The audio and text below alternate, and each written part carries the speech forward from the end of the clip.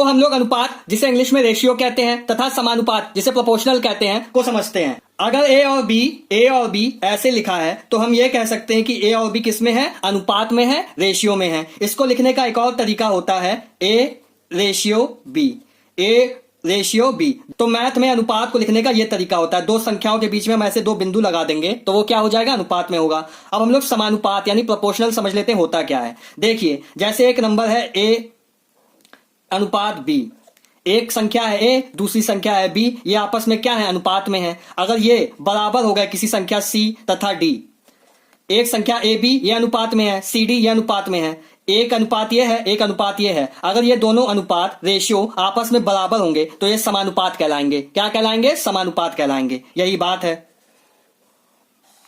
अभी मैंने आपको बताया अगर दो नंबर रेशियो में है तो उसको हम लोग कैसे लिख सकते हैं? ऐसे लिख सकते हैं। समानुपात को लिखने का तरीका होता है मैथ में, इसमें हम लोग दो बिंदु की जगह चार बिंदु लगाएंगे, ऐसे लिख दिया और फिर हमने सी रेशियो डी लिख दिया। तो इसका मतलब क्या हो गया? ये ए बी जो रेशियो है वो सी डी के साथ क्या है? समानुपात में है। अब इसको लिखने का एक और तरीका होता है, इसका हम लोग क्रॉस मल्टीप्लीकेशन कर देंगे तो यहां से क्या आ जाएगा? A into D equal to B into सी।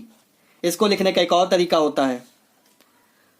इसका मतलब ये ऐसे, इसका मल्टीप्लाई इससे, इसका मल्टीप्लाई इससे। आ गया समझ में? अब इसी समानुपात की वजह से हम लोग प्रथमानुपात, मध्यानुपात, तृतीयानुपात तथा चतुर्थानुपात का सूत्र निकालेंगे ट्रिक से। यह केवल एक ट्रिक है, याद रखिएगा। अब इसी समानुपात के सूत्र की मदद से हम लोग मध्यानुपात का सूत्र ट्रिक से निकालेंगे, प्रथमानुपात का सूत्र ट्रिक से निकालेंगे, तृतीयानुपात का सूत्र ट्रिक से निकालेंगे और चतुर्थानुपात का सूत्र ट्रिक से निकालेंगे। देखिए कैसे।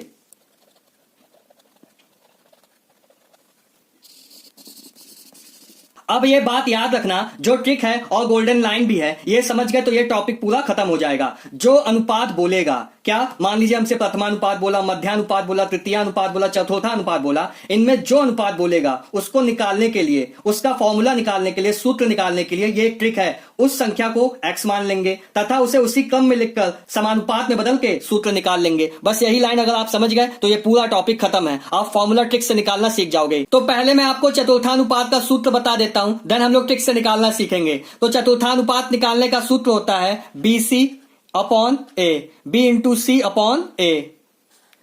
तो चलिए पहले मैं आपको चतुर्थानुपात का संधि विच्छेद करके दिखाता हूं। यह होगा चतुर्थ धन अनुपात।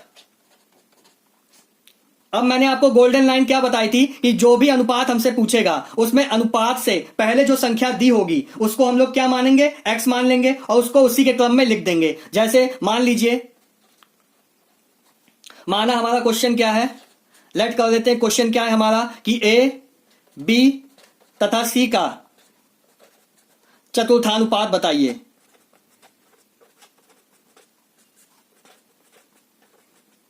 अब हमें क्या बताना है? ए बी सी का हम लोग को क्या बताना है? चतुर्थानुपात बताना है। चतुर्थ 1 2 3, तो यहां पे हम लोग क्या मान लेंगे? x मान लेंगे। क्यों? मैंने क्या बोला? जो भी अनुपात निकालना हो उसमें जो अनुपात के पहले जो नंबर दिया हो उसको x मान लो और उसी के क्रम में लिख दो। तो यहां पे चौथे नंबर पे हम लोग क्या मान लेंगे? x मान लेंगे। ए बी सी और चौथे नंबर पे क्या आ गया? x आ गया। इतना समझ में आया?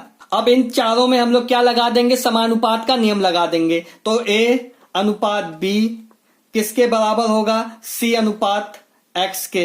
a upon b equal to क्या हो गया? c upon x। तो यहां से x की वैल्यू क्या आ गई? bc upon a। यही हमारा क्या होता है? चतुर्थानुपात का सूत्र होता है। हमने सिद्ध कर दिया।